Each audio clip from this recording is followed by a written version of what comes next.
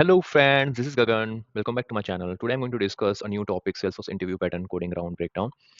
Oh my God! Wow! So nowadays, if you're giving a Salesforce interview, then in that case, interview will not only ask you the theoretical questions, but they will also expect you to write down the code.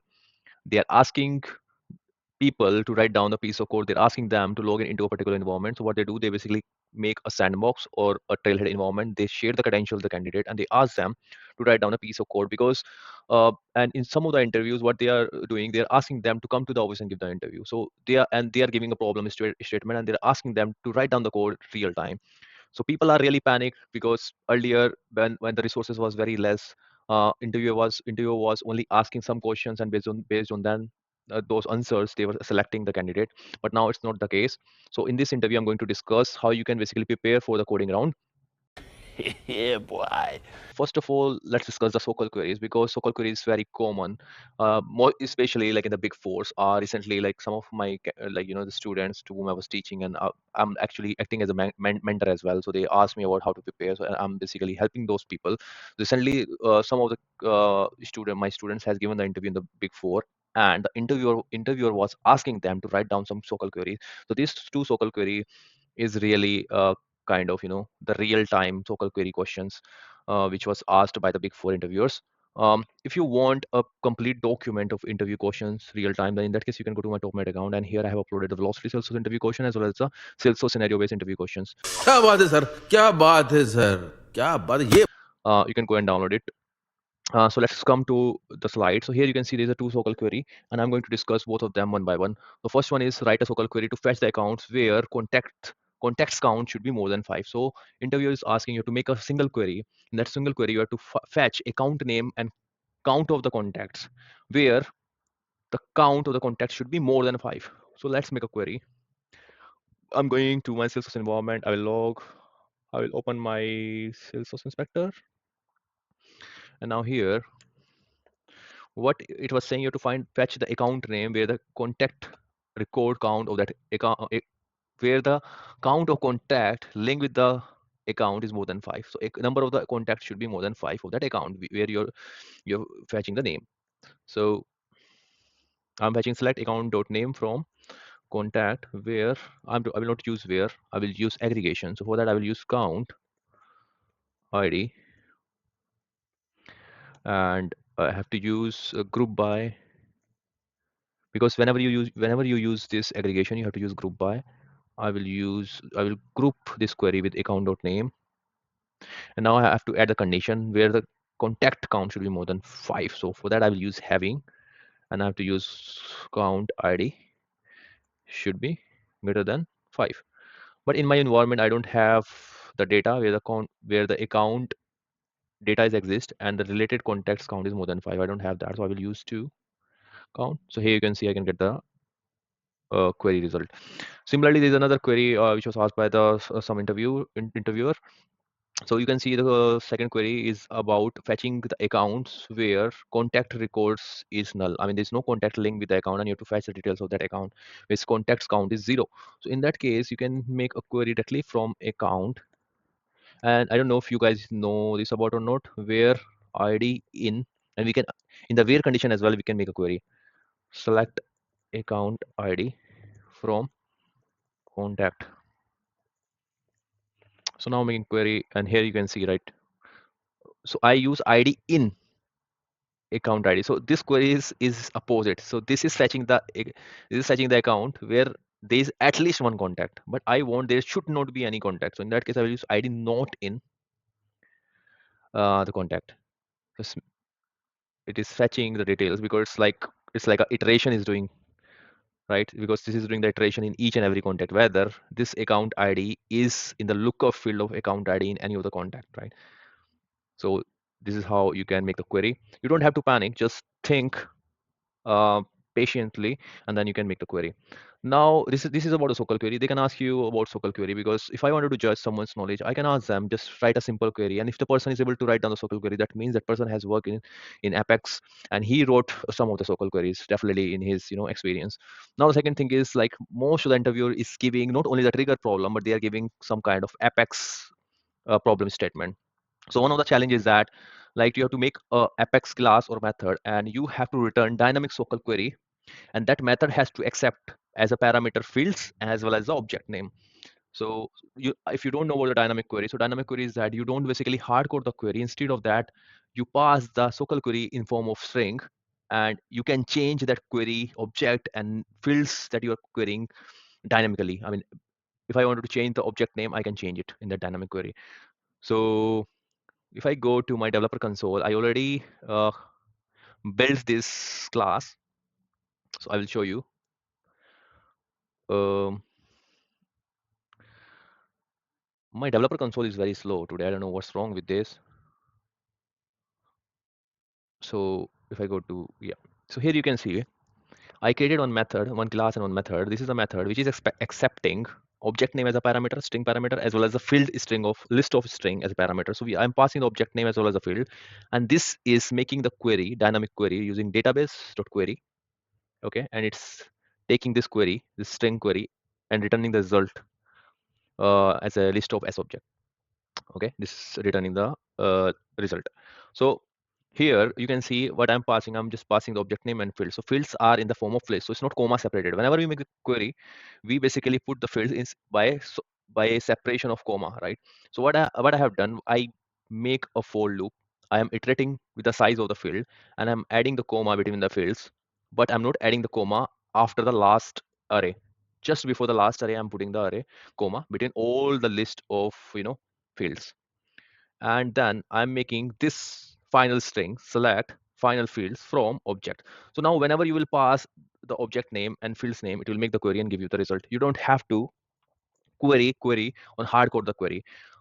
The benefit of using the dynamic query is that no one can do the SQL injection. So if you don't know what is SQL injection, people use or hijackers use SQL injection to hijack a particular application or system or the database. So if you will use this kind of dynamic query, your code will be uh, like it will be safe from the hijackers, and this is one of the best practice.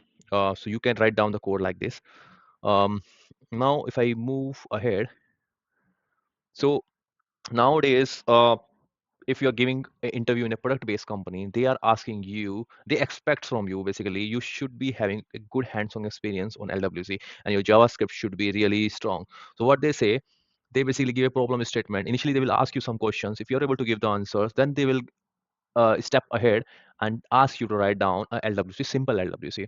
Okay, first of all, you don't have to memorize the syntax. If you don't remember the syntax, what you have to do, you have to ask the interviewer, can I go to Salesforce document page so that I can copy and paste some of the syntaxes, because I don't have them, I have not remembered all of the syntax. So you can ask the interviewer.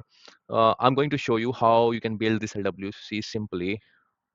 For that, I'm going to Lightning Studio. In the Lightning Studio, this is the LWC that I have built. So let me go to, first of all, I in my Salesforce account record page where I've added this. So this is the accounts record page. Let me open any other account. Okay.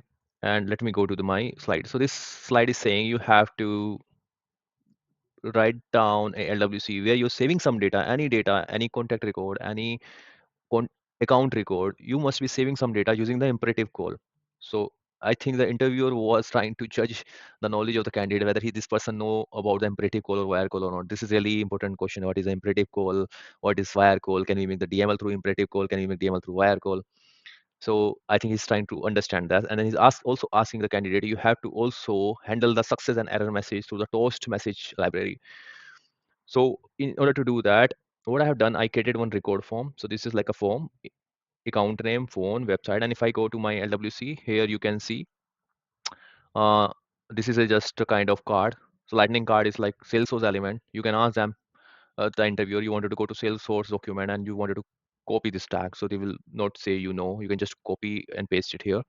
So if you go back, so this is the card account name, and here I have added three Lightning inputs: account, Lightning input, account name, Lightning input, phone, Lightning input, website. So there are three inputs, and then there are two buttons: save buttons and reset button.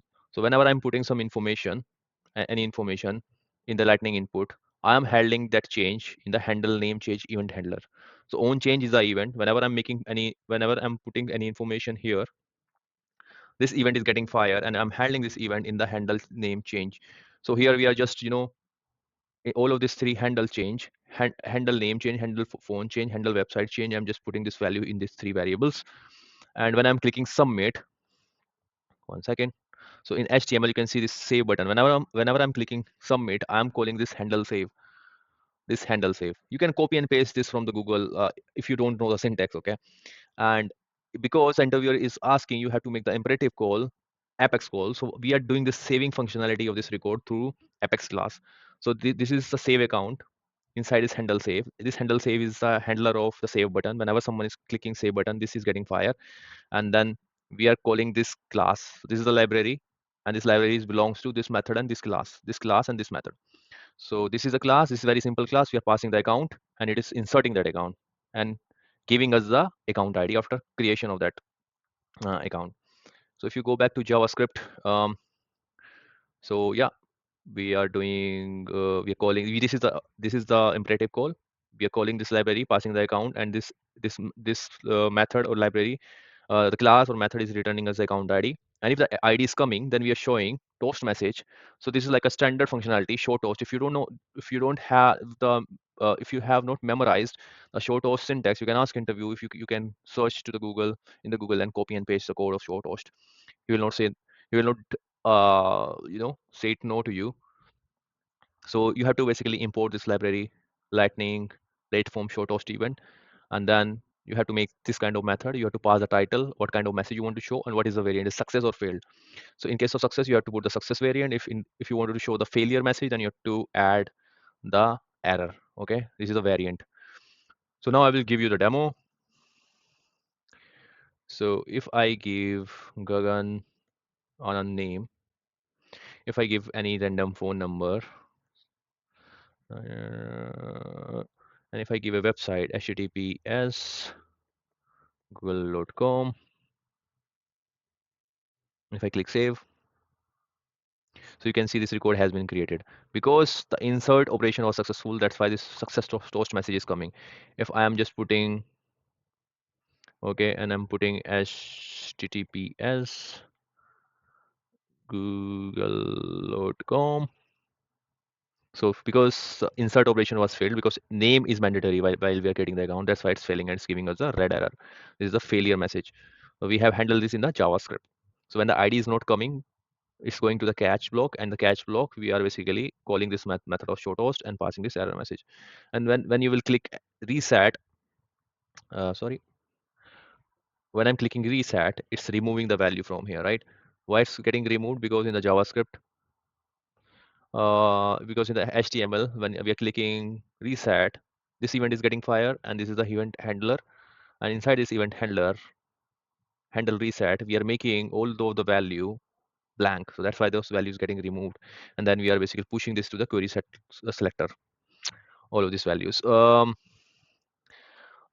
This is it. And now if I go to the next slide, I wanted to also discuss, still people are asking about the trigger. Trigger is like, I think from decades, the interviewer are asking about the triggers. Like they're giving a simple scenario, and they're asking you to write down the trigger. But trigger could be very easy, or it could be very hard. So this is one of the scenario. I want you to write down the trigger on this, and you can comment down if you have completed this trigger. I will definitely appreciate you if you will just create this trigger without taking the help of AI. Just try to use your mind and build this trigger, and try to check through AI if you have basically used the optimum solution and you have followed all the best practices. If you want me to review the solution, I can also review that. But if you want more questions, you can see this is one of the document. This is like 81 pages of the document of coding interview. You can download this document from the top mid by paying some like $10 or something from here. If you're interested, you can go ahead and download. Please, thank you, and please subscribe my channel. Thanks.